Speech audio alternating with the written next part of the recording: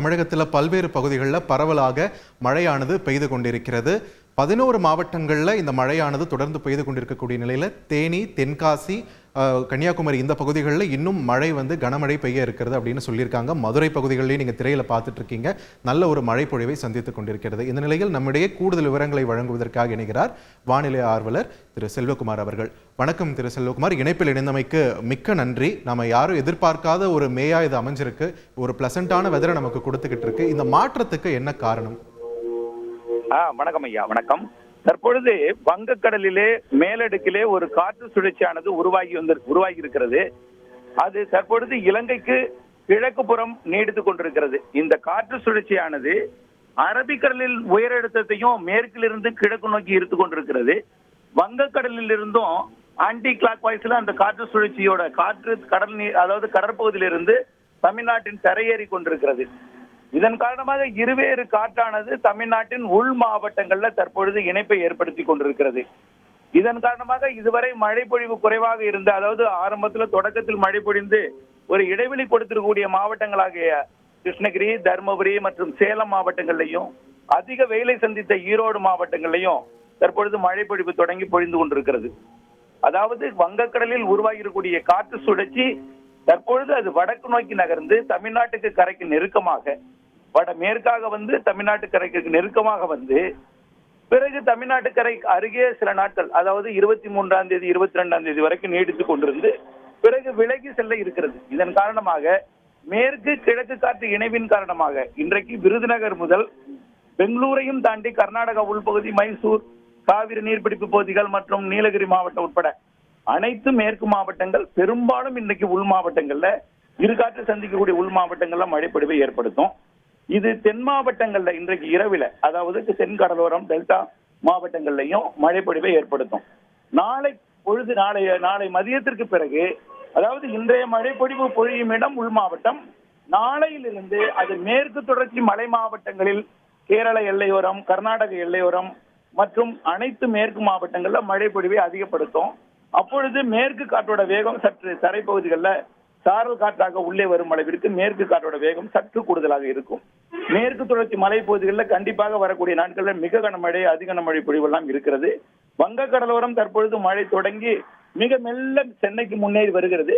இருந்தாலும் சென்னைக்கு மழை தாமதம் படுத்தி கொண்டிருந்தாலும் நாளையிலிருந்து சென்னைக்கு மழை எதிர்பார்க்கலாம். நாளை தூறல் சாரல் என்றும், நாளைய மறுதினம் 21ஆம் தேதியில் இருந்து கண்டிப்பாக ஒரு நல்ல மழைப்பொழிவை சென்னை உள்ளிட்ட வடகடலோர மாவட்டங்களும் ஒட்டுமொத்த தமிழ்நாட்டிற்கு நல்ல மழைப்பொழிவை வரக்கூடிய 3 நாட்கள் சிறப்பான ஒரு மழைப்பொழிவை இதுவரைக்கும் பெய்யாத இடங்களுக்கும் முன்னெச்சரிக்கை எடுக்கக்கூடிய வகையில மேற்கு தொடர்ச்சி மலை மாவட்டங்களுக்கும், மேற்கு தொடர்ச்சி மலையோட நீலகிரி மற்றும் வால்பாறை, கோயம்புத்தூர் மாவட்டங்களோட மேற்கு தொடர்ச்சி மலைப்பகுதிகளில் வால்பாறை பகுதிகள் மற்றும் தேனி மாவட்ட பகுதி, கொடைக்கானல் மலைப்பகுதி, கன்னியாகுமரி மற்றும் தென்காசி, குற்றாலம் போன்ற பகுதிகளுக்கு அதீத கனமழை பொழிவதற்கு வரக்கூடிய 2-3 நாட்களுக்கு வாய்ப்பு இருக்கிறது.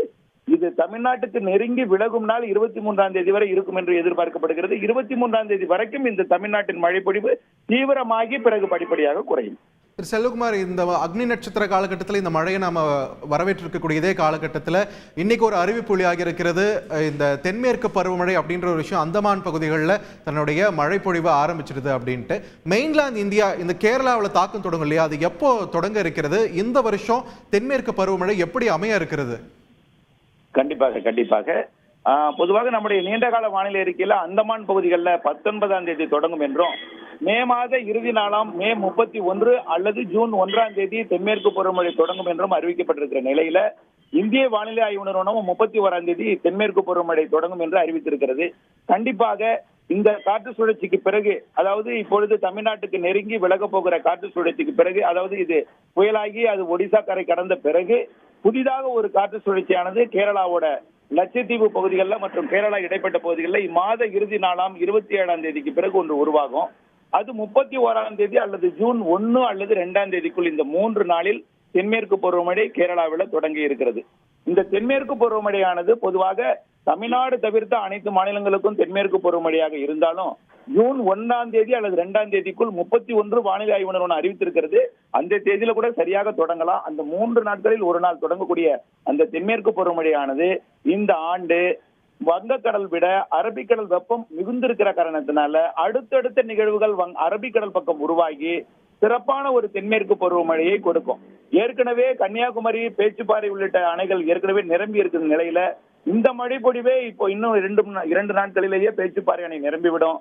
வரக்கூடிய இந்த கோடை மழை பொழிவு கூட பெரும்பாலான அணைகளுக்கு ஓரளவுக்கு நீர்வரத்தை கொடுக்க போகிற நிலையில தென்மேற்கு பருவமழை ஜூன் முதல் வாரத்துல 1ஆம் தேதி அல்லது 2ஆம் தேதிக்குள் தொடங்க போகிற இந்த மழை பொழிவானது கேரளா, கர்நாடகா, மகாராஷ்டிரா, கோவா, குஜராத் வரைக்கும் சிறப்பான மழை பொழிவை கொடுத்தாலும் வழக்கத்திற்கு மாறாக இந்த ஆண்டு தமிழ்நாட்டிலும் மேலடுக்கு சுழற்சிகள், வங்கக்கடலிலும் மேலடுக்கு சுழற்சிகள் உருவாகி இருவேறு சுழற்சிகள் இணைப்பை ஏற்படுத்திக் கொண்டு தென்மேற்கு பருவமழை கேரளாவில் பெய்யும் பொழுதும் தமிழ்நாட்டின் பிற மாவட்டங்களிலும் வெப்பசலன மழை மற்றும் காற்று சுழற்சி இணைந்த வெப்பசலன மழை பொழிவாக சராசரிக்கு கூடுதல் மழை தான் இந்த ஆண்டு தென்மேற்கு பருவமழை கணிக்கப்பட்டிருக்கிறது ஐயா. நன்றி திரு செல்வகுமார், ரொம்ப ஒரு நல்ல விஷயத்த சொல்லியிருக்கீங்க. தென்மேற்கு பருவமழை இந்த ஆண்டு தமிழகத்திற்கும் நல்ல ஒரு மழை பொழிவை தர இருக்கிறது. வரும் நாட்களிலும் தமிழகம் இன்னும் நிறைய மழை தினங்களை சந்திக்க இருக்கிறது அப்படின்ற ஒரு நல்ல விஷயத்தை பதிவு பண்ணியிருக்கார் திரு செல்வகுமார். தொடர்ந்து செய்திகளை வழங்க இணைகிறார் எமது செய்தியாளர் சலோமி. செய்திகளை உடனுக்குடன் தெரிந்து கொள்ள உடனே சப்ஸ்கிரைப் பண்ணுங்க.